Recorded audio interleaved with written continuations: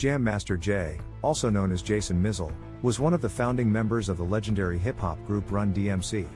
He was an iconic figure in the music industry and was known for his unique style of scratching and mixing, which helped revolutionize the genre.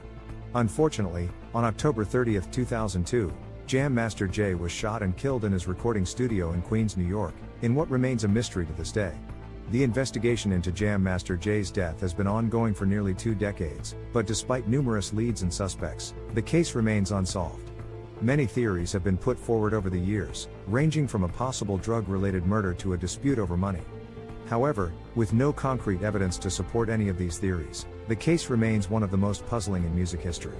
In this article, we will explore the life and legacy of Jam Master Jay, delve into the details surrounding his death, and examine some of the most prominent theories surrounding the case. Early life and career. Jason Mizell was born on January 21, 1965, in Brooklyn, New York. He grew up in Hollis, Queens, which would later become the home base for Run-DMC. Mizell was drawn to music from a young age and was particularly interested in the emerging hip-hop scene in New York City. He began experimenting with turntables when he was just a teenager, and by the early 1980s, he had become a fixture on the local music scene.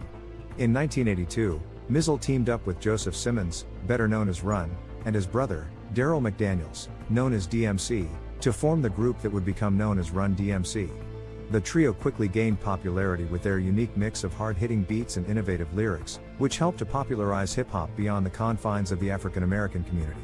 Run-DMC's self-titled debut album was released in 1984 and quickly became a hit, thanks in part to the group's collaboration with legendary producer Rick Rubin.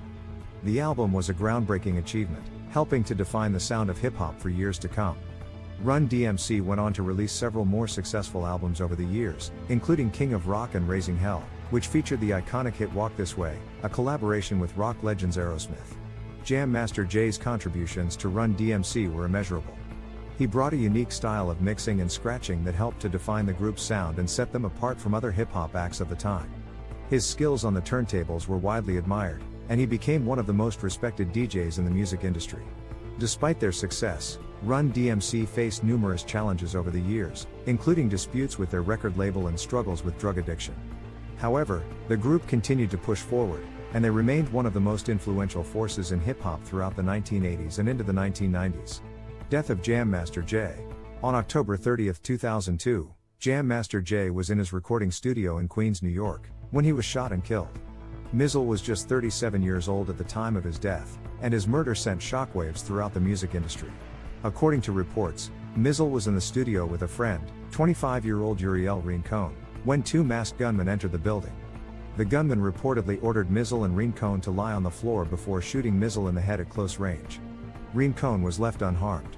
The murder of Jam Master Jay was a brutal and senseless act of violence, and it remains one of the most high-profile unsolved cases in the history of hip-hop. Despite an extensive investigation by the New York City Police Department, on the day of his death, Jay was in his recording studio in Queens with an associate, 25-year-old Ronnie Jordan.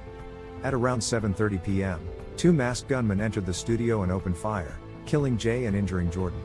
The motive for the shooting remains unknown, and no one has ever been charged with Jay's murder. Jay's death was a huge loss for the music industry and the hip-hop community. He was known for his innovative scratching techniques and his contributions to the development of hip-hop as a genre.